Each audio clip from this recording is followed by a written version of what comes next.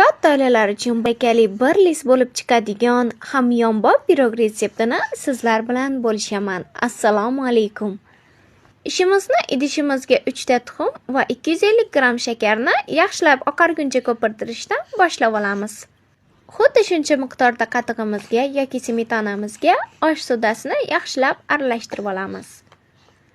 Ketidan 200 ml o'simlik yog'ini qo'shib, bir xil massaga keltirib olamiz. Keraklicha un qo'shib, videoda ko'rsatilgandek quyuq holatga keltiramiz. Aytgancha, video sizga yoqqan bo'lsa, o'ng tomondagi yurakchani bosib qo'yib, obuna bo'lishni ham unutmang, keyin yo'qotib qo'ymaslik uchun. Duxovkamizni oldindan qizitishga qo'yib, 180 gradusda 30-35 daqiqa davomida pishirib olamiz.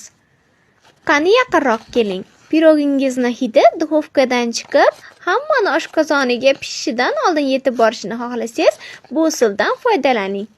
Massani qolipga qo'ygach, idishda qolgan qismiga un va shakarni bir xil miqdorda aralashtirib, qumuq holatiga keltirib, pirogni ustilariga sepib yuborsangiz, hidlari shunaqangi appetitni chiqadi, o'zingizni oldindan yegingiz kelib ketadi.